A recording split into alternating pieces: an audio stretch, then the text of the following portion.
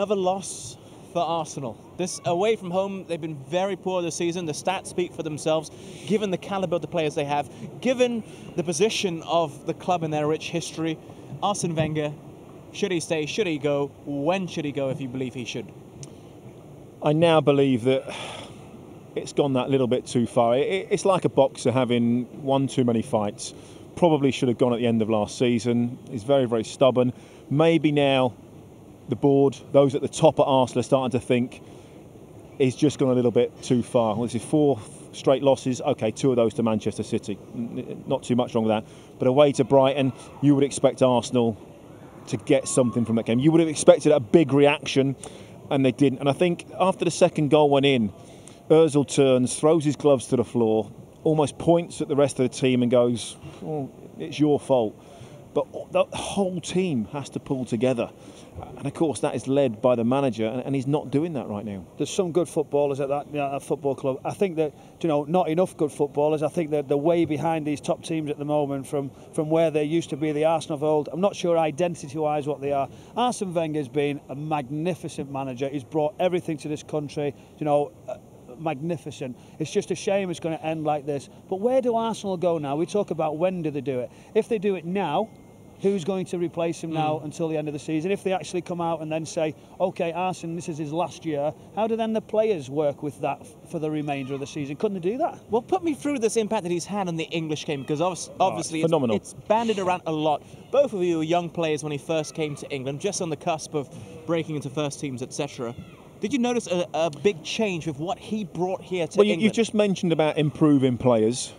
It brought Nicolas Anelka into this country and into the Premier League, transformed him and became an amazing centre-forward. Similar with Thierry Henry. Manu Petit came in, Patrick Vieira. It's some incredible players. Dennis Bergkamp took to another level. But also what he changed was the whole mentality of how to approach it. Changed the diet. Got rid of the drinking culture an awful lot. Players had to be fitter, more prepared. I remember Ian Wright saying it when he first came in. You play a five-a-side, and it was always, someone would always have to win. There would always be a winner and loser. Arsenal would play to the time. This is how long we trained for. If it's a draw at the end of the session, that was it. And players would be going, "No, what? Come on, Gaff. Give me more. Give me more. Next goal's the winner." No, finished. So, he changed diets, everything that he brought. Sports science with him, all that technicalities, he did bring with him. But I think, it was the style of the play. We all love watching Arsenal. They get into positions, and you watch City do that now, the carved teams, and they just have that square pass. No one would take the strike. It'd be that square one across for a little tap in. They'd do it all the time. But what they had still was a back four that were very, very strong, an almost old school English type mentality, but that could defend. And that's what they did. But they had the people in front of them and do that. What is their identity now? I don't know. And that's where, over the generations, they've seemed to have gone some nice footballers. But it's about winning games. And that's the difference. Some of them, I don't know, they just go out and play. OK, interesting then. For yourself, do you think Arsenal should leave now or at the end of the season? Should he see out the season, see out the Europa League? Yeah, I think because of the Europa League, you've got to leave him in place for now. As Mark says, you can't really replace him now. I think we're all looking at the end of the season, there might be a change. But who? Then? Well, that's up to... If they've got someone, they can change it now, they've always got a new sporting director that came in from Dortmund. Arsenal is still a fantastic football club. They've got a lot of money to spend. OK, 1 or 2 issues in the boardroom, but they will be able to attract top names from all over the world. I'm pretty sure they will be looking now. This last run of results, how far they're behind Manchester City is unbelievable. It's ridiculous. And I was there, on Thursday night at the game. And I watched his press conference after.